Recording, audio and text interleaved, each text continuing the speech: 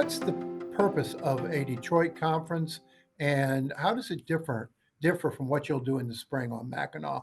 So we started the conference about a decade ago, really specifically to provide Mackinac conference level programming right here in the heart of Detroit. We fully Mhm. recognize that we're very space constrained at the Mackinac Policy Conference. It's on an island. It's very expensive to get there and stay there. So we wanted to do something that was just for Southeast Michigan, do it in the city of Detroit, and really have that high level of quality programming that people have come to expect at Mackinac right here in Detroit. So this year, what are you focusing on at the Detroit Policy Conference? So this year's conference is themed as growing our population. And frankly, it is built directly off of the governor's Growing Michigan Together Council, which she announced at the 2023 Mackinac Policy Conference.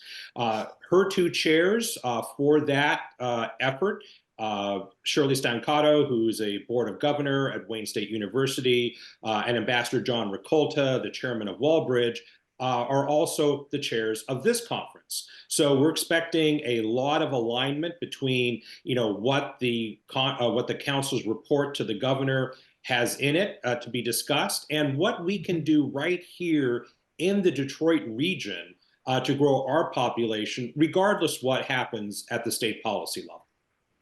Now, Sandy, we've both been here before in terms of efforts, initiatives to engage the business community and everyone else in solving what seem to be intractable problems for Metro Detroit and Michigan, improving education, fixing the roads, uh, becoming more competitive. And, the list goes on. And, it's not been for lack of effort on the part of people like yourself and the business community and others, but they've never taken root.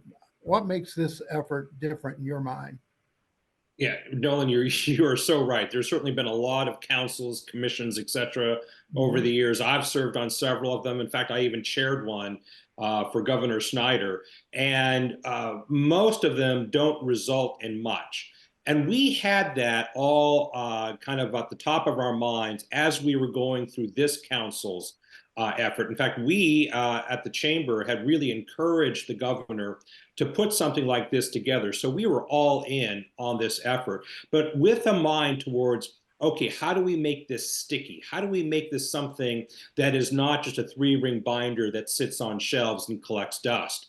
So in addition to the recommendations that were sent to the governor that were approved by all but just one member of the council, and I'm really proud of the recommendations. I think these are smart, strong, useful, tangible recommendations that are reaching for the goals that we should have, which is really growing, accelerating our population growth. We also included a prescription, if you will, for what needs to happen next.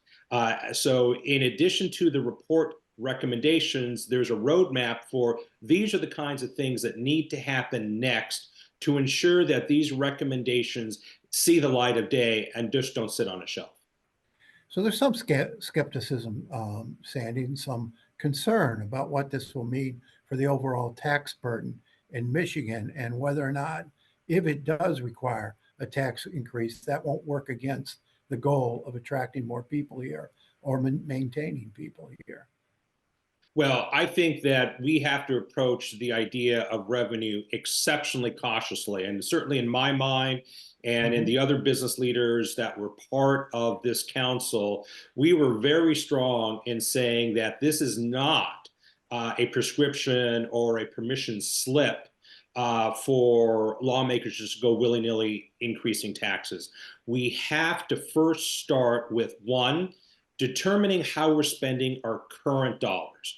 Those of us who run businesses know that you have to do that analysis on a regular basis. How are Mhm. we spending our current dollars? What kind of return?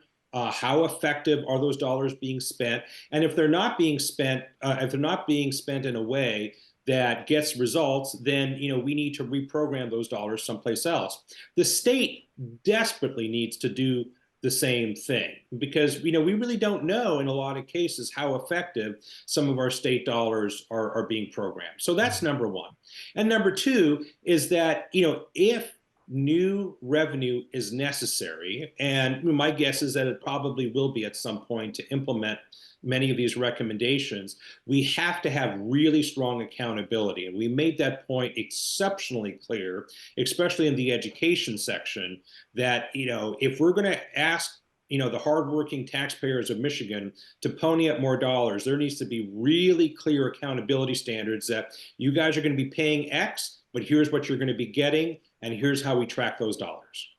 Watch One Detroit, Thursday at 7:30 p.m.